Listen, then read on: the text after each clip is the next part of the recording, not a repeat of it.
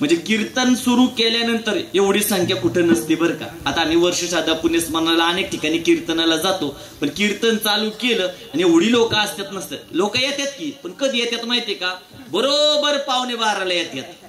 12च्या फुलं टाकायला आली की झालं आणि जातात. नशीब तेवढी तरी येतात. आणि त्यानंतरची जी ही पिढी आहे ना, आमची पिढीले स्वार्थ आहे बरं का. इतकी कमर्शियल लोक झाली ना, नंतर फक्त करून येत नाही, एक एक फुल घेऊन येतील, त्यांच्या सोयीनुसार येतील. पण संतांनी ह्या परंपरा ज्या जोपासल्यात त्या आपल्याला जतन करणं आपलं आद्य कर्तव्य. संतांनी ह्या परंपरा का निर्माण केल्या, कारण संतांना माहितीये हा संसारिक जीव प्रत्येक दिवसागणिक त्याच्या पाठीमागं अनेक विचारांचा ओढा लागलेला आहे. त्याच्या जीवनामध्ये रोज नवीन नवीन गोष्टींमध्ये तो अडकत जातो. त्यांना या पृथ्वी तलावर का जन्म घेतला याचं त्याला भान राहत नाही. जीवन मरणाचं रहस्य त्याला समजत नाही, उमजत नाही. आणि त्याला त्या अध्यात्माची कास घालण्याकरिता प्रत्येक गावोगावी प्रत्येक घरोघरी संत काय उभे राहणार नाही. ते मग काय करायला पाहिजे. मग तुकोबारायांनी आजच्या अभंगातून अतिशय मार्मिक वर्णन केले. तुकोबाराय सांगतात की प्रत्येक गावोगावी प्रत्येक घरोघरी संत उभे जरी नाही राहिले तरी पण संतत्वाच्या पदाला प्राप्त करून, संतत्वासारखी माया हृदयामध्ये धारण करून प्रत्येक घरामध्ये मातेच्या रूपाने एक संत जन्माला आलेले असतात. ते संत आपल्या लेकरांना कायम चांगल्या वाटेवर घेऊन जाण्याकरिता प्रयत्न करत असते. ती म्हणजे कोण, माता. कारण मातेला वाटतं की मला काय नाही भेटलं तरी चालेल, पण माझ्या लेकराचं भलंच व्हायला पाहिजे. लेकुराचे हित वाहे माऊलीचे चित्त. माऊली म्हणजे मातेचं मन काय म्हणतं, माझ्या लेकराचं हित व्हावं, याच्या पलीकडे मला काहीच नको. तिच्या हृदयामध्ये कायम कळवा राहतो. ऐसी कळवळ्याची जाती करी लाभावीन प्रीती. तिला कोणताच लाभ लागत नाही. तिच्या मनामध्ये फक्त काय, माझ्या अंशातून जो जीव निर्माण झालाय त्या लेकराला कायम सुखात आनंदात समाधानात पाहण्याची तिची इच्छा असते. आणि तसं का, पोटी भार वाहे त्याचे सर्वस्व ही साहे. 9 महिने 9 दिवस त्या मातेने त्या लेकराला पोटामध्ये वाढवलेलं असतं. इथं भार हा शब्द जरी तुकोबारायांनी वापरला असला तरी पण कोणत्याच मातेला आपल्या लेकराचा भार कधीच वाटत नाही. तो 9 महिने 9 दिवसाचा किंवा 1 वर्षाचा जरी असला आणि नवदीपला टेकलेला किंवा 50शीला टेकला जरी लेकरू आपल्या मातेच्या मांडीवर डोकं ठेवून झोपलं तरी पण मातेला त्याचा भार कधीच वाटत नाही. आणि त्याच्या पलीकडे जाऊन तुकोबाराय म्हणतात, तुका म्हणे माझे तुम्हा संतांवर योजे. तुकोबाराय माऊलींना म्हणतात, माऊली तुम्ही आमच्यासाठी माते सारखे आहात. आणि आमच्या सारख्या संतांचं म्हणजे आम्ही काय संत आहेत का असे तुकोबारायच म्हणतात. आमच्या सारख्या लेकरांचं तुमच्यावर ओझ आहे. विचार करा, अतिशय वैराग्य मूर्तीने धारण केलेले, अतिशय जीवन जगत असताना भगवंताबद्दल समर्पित असणाऱ्या तुकोबारायांच्या हृदयात ही भावना आहे की माऊली माझं तुमच्यावर ओझ आहे. तर तुमची आमची काय धारणा असायला पाहिजे. आपल्या जगद्गुरु तुकोबारायांना असं वाटतं की ज्ञानोबारायांच्या तिथं गेल्यानंतर समाधीस्थळी दर्शन घेत असताना माऊलींना ज्ञानोबारायांना तुकोबाराय म्हणतात की माऊली माझं तुमच्यावर ओझ आहे. यासाठी विशाल अंतःकरण लागतं. आज थोडंफार आपल्याला काय आलं की आपण गुरुचं पण नाव घेत नाही. थोडंफार आपल्याला काय आलं की आपण स्वतःला शहाणं समजायला सुरुवात करतो. पण तुकोबारायांची माऊलींची कधीच भेट झाली नव्हती. शके 700 मध्ये, शके 1200 मध्ये ज्ञानोबारायांचं देवस्थान झाले किंवा समाधीस्थ झालेत. आणि तुकोबाराय शके 1600 मध्ये. म्हणजे विचार करा 300-350 वर्षाचा मध्ये गॅप आहे. आणि त्यामध्ये पण तुकोबारायांची किती भावना, किती श्रद्धा माऊलींवर आहे. कारण की माऊली जरी संजीवन समाधी घेऊन आनंदीमध्ये असले तरी पण तुमच्या माझ्या घरात ज्ञानेश्वरी सारख्या ग्रंथाच्या रूपाने उपस्थित आहेत. हो, पहिल्या चरणात आपल्याला तुकोबाराय हेच सांगून जातात की लेकराचं हित करण्याकरिता वेळ प्रसंगी माता आपल्या लेकराचा दुरावा पण सहन करायला तयार राहते. पण माझ्या लेकराचं काय व्हायला पाहिजे, हित व्हायला पाहिजे. असं कुणी कुणी केलं. मी तर इथपर्यंत म्हणेल, इतिहासाकडे महाग पुराणात जरी आपण महाग वळून पाहिले ना, ज्या ज्या मातेंनी आपल्या लेकरांचा दुरावा सहन केला, त्याग केला, त्या लेकरांचा इतका उद्धार झालाय की चंद्र सूर्य तारे असेपर्यंत त्या लेकरांचं नाव या जगातून कोणीच पुसू शकत नाही. माझं सतयुगात पाहायला गेलं ना, कोणत्या मातेने आपल्या लेकराचा त्याग केला होता आठवा बरं.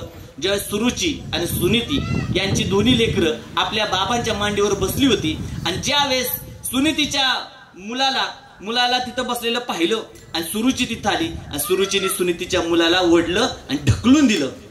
आणि ती मुलगा धावत गेला. आई असं का, तर आई म्हणते, बाळा तू वडिलांच्या मांडीवर बसण्यासारखं स्थान कशाला शोधतो? तो असं एखादं आडळ स्थान शोध की जिथून तुला कोणीच हलवणार नाही. आणि तोच लहान लेकरू आई वडिलांचा त्याग केला आणि त्या मातेने पण आपल्या लेकराचा दुरावा सहन केला. ती लेकरू वनामध्ये गेलं, रात्रंदिवस भगवंताचं नामस्मरण केलं. आणि आजही पाहायला गेलं तर ध्रुव तारा या स्वरूपामध्ये आपण त्याला कायम आकाशात पाहतो. आकाशगंगेमध्ये ध्रुव ताऱ्याचं स्थान आढळ होऊन गेलं. का? मातेने दुरावा सहन केलाय. त्रेतायुगामध्ये कुणी केला? त्रेतायुगामध्ये तुमच्या माझ्या कौशल्या मातेने आपल्या रामप्रभूंचा 14 वर्ष वनवासामध्ये दुरावा सहन केला.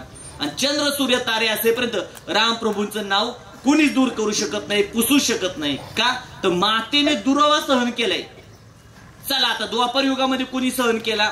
द्वापर युगामध्ये तर आपल्या सर्वांना माहितीये, ज्या क्षणाला भगवान कृष्णांचा जन्म झालाय त्या क्षणाला देवकी माता म्हणते की याच्या जीवाला माझ्या भावाकडून धोका आहे, याला आत्ताच्या आता नंदाच्या घराला घेऊन जावा. मातेने त्याचा त्याग केलाय, आपल्या ममतेचा त्याग केलाय. पण भगवान कृष्णांचं चिरंतन सूर्य तारे असेपर्यंत नाव कुणीच पुसू शकत नाही. कलियुगामध्ये कुणी केला? मातेने आपल्या लेकराचा त्याग. आणि त्यामुळं त्या लेकराचं नाव चंद्र सूर्य तारे असेपर्यंत राहणार आहे. ते म्हणजे तुमचे माझे राजे छत्रपती शिवराय. शिवराय सोन्याचा चमचा तोंडात घेऊन आले. मनात आलं असताना सरदारकी म्हणून छत्रपती आयुष्यभर मिरवले असते. पण त्या जिजाऊ मातेने छत्रपतींना संस्कार तर दिलेच, पण सगळ्यात मोठं धारिष्ट जिजामातेचं कोणते माहिती का?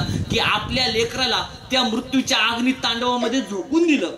कोणत्या पण लढाईमध्ये छत्रपतींचा अंत झालाच असता, पण तरी देखील त्या मातेने सांगितलं होतं की शिवराय तुमचा जन्म फक्त सरदारकी म्हणून मिरवायला झालेला नाहीये. आणि जरी सरदारकी म्हणून तुम्ही मिरवलं तर 5-50 वर्ष लोक तुमचा उदो करतील, पण तुमचा नामघोष मला चिरंतन म्हणजे सूर्य तारे असेपर्यंत ठेवायचा असेल तर आज मला तुमचा त्याग करायला हवा. आणि छत्रपतींच्या मातेने म्हणजे जिजाऊ मातेने शिवरायांना अवघं 16 वय, 10वी-12वी पण नाही, 9वी-10वीचं पोराचं वय शिवरायांचं. आणि त्यावेळेस तोरणा किल्ला स्वराज्याची स्थापना करण्याकरिता त्या मातेने शिवरायांना प्रेरित केले.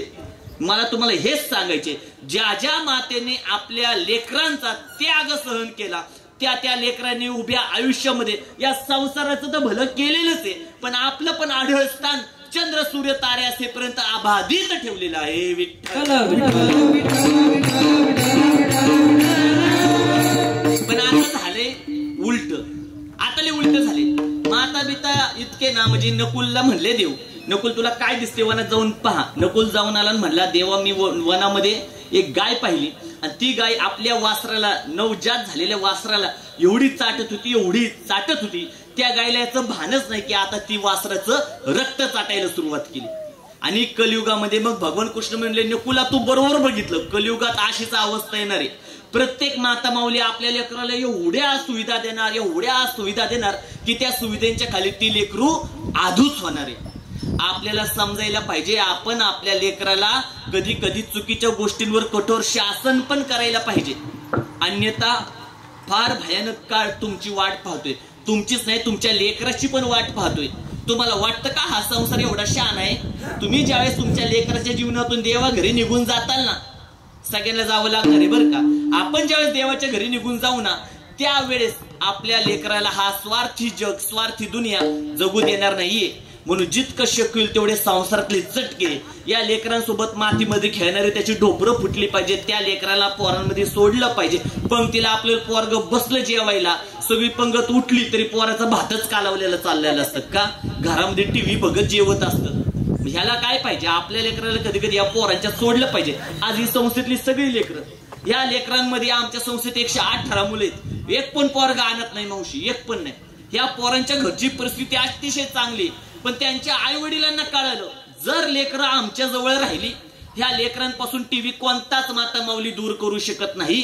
या लेकरांपासून, घरात राहणाऱ्या लेकरांपासून मोबाईल सारखा महाराक्षस कोणतीच माता माऊली दूरच करू शकत नाही. आणि तेवढंच खूप झालं, तो महाराक्षस मोबाईल आहे ना, तो आपल्या लेकराला चुकीच्या वळणावर घेऊन जायला खूप झाला. मग जितकं शक्य तेवढं आपल्या लेकराला संस्काराने प्रेरित करायचं असेल तर त्यासाठी कधी मातेने आपल्या लेकराचा दुरावा पण सहन करायला पाहिजे. विठ्ठल विठ्ठल विठ्ठल विठ्ठल विठ्ठल विठ्ठल. हो, मग असं ज्यावेळेस तुमच्या हृदयामध्ये भावना निर्माण, म्हणजे एक केस उभी राहिली त्यावेळेस मग कळलं की पोरगा अवघा 6 महिन्याचं आहे.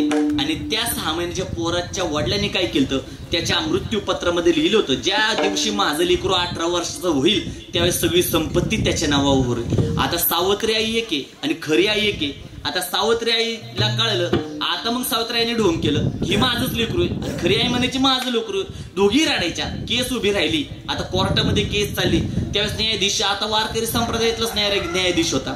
न्यायाधीश म्हणला बोला काय. मग खोटी आई म्हणायची ही माझं लेकरून, अशी टाहो करून छाती बडवत रडायची. तिच्याकडे पाहिलं त्या न्यायाधीशाला वाटायचं हिजच लेकरू आहे. आणि खरी आई रडायची, पण तिचं रडणं खरं म्हणजे पोरगाचा दुरावा निर्माण होणार, तिच्या रडण्यामध्ये एवढा आहोपोह नव्हता. त्या न्यायाधीशाला कळलं नाही, हिच्याकडे पहिलं वाटतं ही खरी आहे, तिच्याकडे पहिलं ती खरी आहे. न्यायाधीश म्हणला आता मी दोन्ही मातेंची साक्ष ऐकल्यानंतर मी या न्यायाला जाऊन पोहोचलोय, या निर्णयाला जाऊन पोहोचलोय की या लेकराचे आपण ना 2 भाग करू.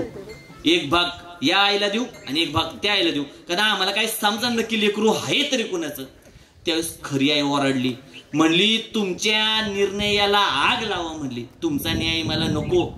मला माझ्या लेकराचा सहवास नाही लाभला तरी चालेल, पण त्याच्या केसालाही धक्का लावू नका. मग न्यायाधीश म्हणला ही त्याची खरी आई आहे. खोटी आई नीट मुख गिळून गप बसलेली, पण खऱ्या आईला त्याचा दुरावा सहन झाला असता, पण त्याला त्रास झालेला सहन झाला नसता. ऐसी कळवळ्याची जाती करी लाभावी न प्रीती. महाभारतामध्ये पाहायला गेलं ना, श्रीकृष्ण भगवंत अशा भगवान कृष्णांची जी सख्खी आत्या होती, तिचं नाव होतं कुंती माता. पांडवांची जी आई आहे ती भगवान कृष्णांची सख्खी आत्या आहे. जरा पूर्वीचा इतिहास पाहायला गेला तुम्ही म्हणाल महाराज मग भगवान कृष्णांची जर सख्खी आत्या असेल तर आम्हाला मथुरेत कृष्णाच्या जन्माच्या वेळेस तर कुठं त्या आत्याचं नाव कुठं आलेलं नाहीये. तर ऐका, ज्यावेळेस शूरसेन आणि कुंती भोज नावाचे दोन्ही राजे शिकारी करण्याकरिता वनामध्ये गेले, आणि शिकार करण्याकरिता वनामध्ये गेले, दिवसभर त्यांना कुठंच कोणाची शिकार करता नाही आली, एकही वन्य प्राणी त्यांच्या दृष्टीसच पडला नाही. आणि त्यावेळेस हा कुंती भोज राजा आणि शूरसेन मित्र होते, आणि त्यांना एका झाडाच्या खाली एक हरिण दिसली, आणि हरणीच्या जवळ असणारी 2-3 पाडसं तिच्या जवळ खेळताना दिसली. त्यावेळेस शूरसेन राजा म्हणला कुंती भोज राजाला, अरे तो तिथं 2 हरणी आहेत बर का, आता आपण ह्यांची शिकार करू. त्यावेळेस कुंती भोज राजाची नजर आपसुक त्या हरणीवर पडली. कुंती भोज नावाचा राजा म्हणला शूरसेनला, अरे नको नको नको, अरे तू पहा ना तिच्यासोबत तिची छोटी छोटी पाडसं आहेत, आणि आपण जर त्या हरणीला मारलं तर छोटी छोटी पाडसं कोणाला मातेच्या रूपाने पाहणार आहेत, तर नको मारायला. मग त्यावेळेस शूरसेन राजाला कळलं, संपूर्ण दिवस झालं वन फिरतोय आम्ही शिकारीसाठी, आणि आता त्याला शिकारी आपसुक सापडली, तरी देखील हा कुंती भोज राजा म्हणतोय शिकार नको करायला. का तर त्या लेकराच्या आईचं आणि लेकरांचं प्रेम याच्या दृष्टिक्षेपात आले. तर शूरसेन राजा अतिशय आनंदित होतो, आणि स्वतःची जी कन्या होती ती कन्या म्हणजे कुंती, म्हणजे वसुदेवाची बहीण ही कुंती, तो शूरसेन राजा कुणाला देतो, कुंती भोज राजाला देतो. कारण कुंती भोज नावाच्या राजाला पुत्र प्राप्ती नव्हती. मग कुंती भोज नावाच्या राजाच्या जवळ ही कुंती माता वाढली होती. म्हणजे विचार करा, ज्या वेळेस तुम्ही चांगली तत्व आपल्या आयुष्यात जपता जोपासता, त्यावेळेस भगवंत जीवनामध्ये अशा काही घटना घडवतो की त्यामुळे तुम्हाला आपसुक कोणता तरी मोठा लाभ भेटून जातो, ज्या त्या आपण कल्पना पण केली नसेल. म्हणजे मध्यंतरी 2 महिन्यापूर्वी आमचं कलशारोहणचं कीर्तन कार्य या गावामध्ये होतं. आम्ही तिथं गेलो, कीर्तन झालं, आणि कीर्तन झाल्यानंतर एक अतिशय आयोजक असणारे उत्कृष्ट सूत्रसंचालक ते भाऊ सांगत होते, म्हणले की आम्हाला 2 पुत्रे आणि 1 कन्या होती, आणि माझ्या सख्या भावाला 1 पण पुत्र नाही, काहीच नाही. तर 2 मुलं आम्हाला होती. तर आम्ही काय केलं, तिसरी जी कन्या झाली ना, अगदी लहान असतानाच ती कन्या आम्ही आमच्या भावाला देऊ केली. मग त्या कन्येला आजही माहिती नाही की माझे आई वडील खरे कोण आहेत. त्याला वाघाचं काळीज लागतं बरं का. ज्या लेकीला आपण 9 महिने 9 दिवस पोटात वाढवलं, तिला आहे तसं आपल्या भले घरातच दिली तरी पण वाघाचं काळीज लागतं. मग आता ज्यांनी दिलं त्यांचं तर कौतुक आहे, पण हे ह्यांना कन्या रत्न का प्राप्त झालं, त्यांनी निश्चित मागच्या जन्मी असं काहीतरी पुण्याचं कार्य केलं असेल की तो लाभ त्यांना आपसुकच भेटणार होता. असा लाभ तुमच्या माझ्या सर्वांच्या जीवनात एकदा होतो, पण तो कन्येचा, पुत्राचा, मित्राचा नाही, तो ना धनाचा लाभ होतो. तुम्ही कधीतरी आपल्या जीवनामध्ये पाठीमागं वळून पाहायचं की तुम्हाला उभ्या आयुष्यात कधीतरी एकदा तरी धनाचा असा आकस्मिक लाभ झालेला असतो. तुम्ही जे दैनंदिन जीवनात जेवढं धन कमवता ना त्यापेक्षा 10 पटीने धनाचा लाभ तुम्हाला अचानक होत असतो. विठ्ठल विठ्ठल विठ्ठल विठ्ठल